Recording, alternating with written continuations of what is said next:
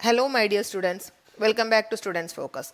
ഇന്നത്തെ വീഡിയോയിലൂടെ നമ്മൾ മനസ്സിലാക്കാൻ പോകുന്ന ടോപ്പിക് റൈറ്റ് ഓഫ് ലിയനും റൈറ്റ് ഓഫ് സ്റ്റോപ്പേജ് ഇൻ ട്രാൻസിറ്റും തമ്മിലുള്ള ഡിഫറൻസ് ആണ്. എൻ്റെ കയ്യിലുള്ള ഒരു പ്രൊഡക്റ്റ് ഞാൻ മറ്റൊരാൾക്ക് കൊടുക്കാതെ എൻ്റെ കയ്യിൽ തന്നെ കീപ്പ് ചെയ്യുന്നു, അതാണ് right of lien. To retain position, എൻ്റെ കയ്യിലുള്ള പൊസിഷൻ ഞാൻ ബയർക്ക് കൊടുക്കാതെ റീറ്റെയിൻ ചെയ്യുന്നു, അത് റൈറ്റ് ഓഫ് ലിയനിൽ വരുന്നു. ആ സമയത്ത് നമ്മുടെ റൈറ്റ് ഓഫ് സ്റ്റോപ്പേജ് ഇൻ ട്രാൻസിറ്റിൽ എന്താ ചെയ്യുന്നത്? ടു റീഗെയിൻ പൊസിഷൻ, എൻ്റെ കയ്യിൽ നിന്ന് ഓൾറെഡി ആ ഗുഡ്സ് മൂവ് ആയിപ്പോയി, ആ മൂവ് ആയ ഗുഡ്സ് ബയറുടെ കയ്യിൽ എത്തുന്നതിന് മുമ്പ് ഞാൻ തിരിച്ചു പിടിക്കാൻ നോക്കുന്നു, അതിൻ്റെ പൊസിഷൻ തിരിച്ചെടുക്കാൻ നോക്കുന്നു. അതാണ് നമ്മൾ റൈറ്റ് ഓഫ് സ്റ്റോപ്പേജ് ഇൻ ട്രാൻസിറ്റിൽ ചെയ്യുന്നത്. ഇനി റൈറ്റ് ഓഫ് ലിയനിൽ seller should be in position of goods. കാരണം എൻ്റെ പൊസിഷനിലുള്ള സാധനം, എൻ്റെ കയ്യിലിരിക്കുന്ന സാധനം മാത്രമേ ഉള്ളൂ എനിക്ക് എൻ്റെ കയ്യിൽ കീപ്പ് ചെയ്യാൻ പറ്റുള്ളൂ. എൻ്റെ കയ്യിൽ നിന്ന് ഓൾറെഡി കൊണ്ടുപോയ സാധനം പിന്നെ എനിക്ക് പിടിച്ചു വെക്കാൻ പറ്റില്ലല്ലോ, അത് ഓൾറെഡി എൻ്റെ കയ്യിൽ നിന്ന് മൂവ് ആയില്ലേ. അപ്പോൾ അതുകൊണ്ട് തന്നെ നമുക്ക് റൈറ്റ് ഓഫ് ലിയൻ എക്സസൈസ് ചെയ്യണമെങ്കിൽ, സെല്ലർക്ക് എക്സസൈസ് ചെയ്യണമെങ്കിൽ ഗുഡ്സിൻ്റെ പൊസിഷൻ സെല്ലറുടെ കയ്യിൽ ഉണ്ടായിരിക്കണം. നേരെ മറിച്ച് സ്റ്റോപ്പേജ് ഇൻ ട്രാൻസിറ്റിൻ്റെ കാര്യത്തിലാണെങ്കിൽ seller should have parted with the position. കാരണം ഗുഡ്സിൻ്റെ പൊസിഷൻ സെല്ലറുടെ കയ്യിൽ നിന്ന് പോയി.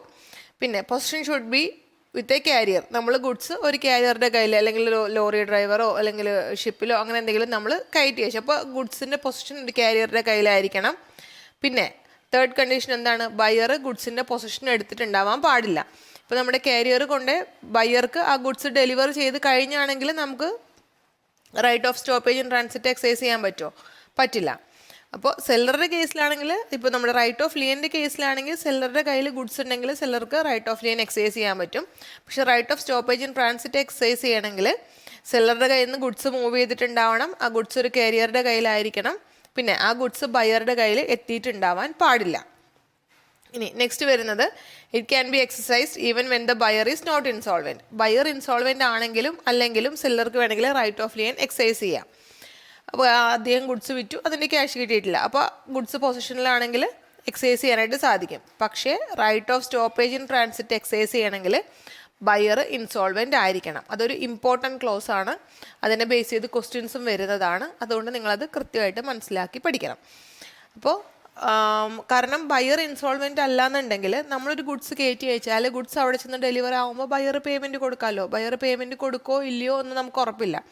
ആ സമയത്ത് ബയർ ഇൻസോൾവെൻ്റ് ആണെങ്കിൽ നമുക്ക് 100% ഉറപ്പാണ് ബയർ ഇൻസോൾവെൻ്റ് ആയി ബയറുടെ കയ്യിൽ പൈസ ഇല്ല, അപ്പോൾ എന്തായാലും പേയ്മെൻറ്റ് കിട്ടാൻ ചാൻസ് ഇല്ല.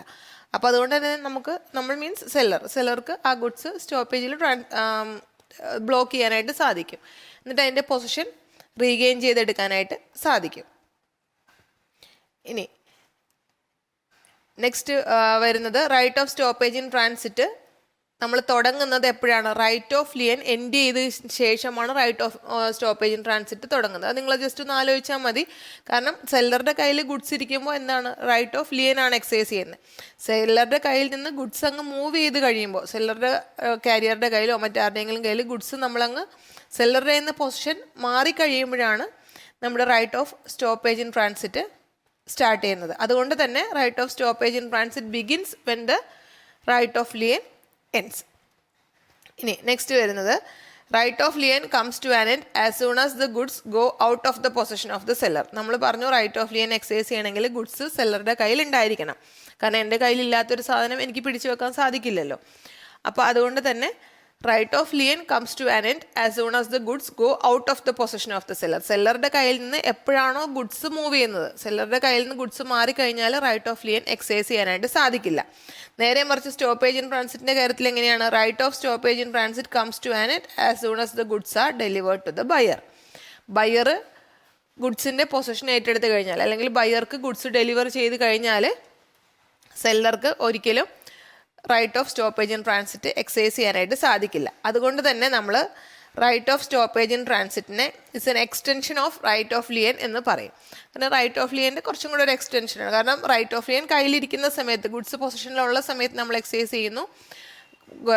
ഗുഡ്സ് സെല്ലറുടെ കയ്യിൽ നിന്ന് മൂവ് ചെയ്ത് കഴിഞ്ഞിട്ടുണ്ടെങ്കിൽ സെല്ലർ എക്സസൈസ് ചെയ്യാവുന്ന ഓപ്ഷനാണ്, അല്ലെങ്കിൽ അതിൻ്റെ ഒരു റൈറ്റാണ് right of stoppage in transit. അപ്പോൾ അതുകൊണ്ട് തന്നെ നമ്മൾ റൈറ്റ് ഓഫ് സ്റ്റോപ്പേജ് ഇൻ ട്രാൻസിറ്റിനെ it's an extension of right of lien എന്നും കൂടെ പറയുന്നു. ഇത് നിങ്ങൾ മനസ്സിലാക്കണം, അതിനെ ബേസ് ചെയ്ത് ക്വസ്റ്റ്യൻസ് ചോദിക്കാൻ ചാൻസ് ഉണ്ട്. നമ്മുടെ നെക്സ്റ്റ് വീഡിയോ ടോപ്പിക്ക് വരുന്നത് effect of subsale or pledge by the buyer ആണ്. അപ്പോൾ നമുക്കിനി നെക്സ്റ്റ് വീഡിയോയിൽ കാണാം. All the best.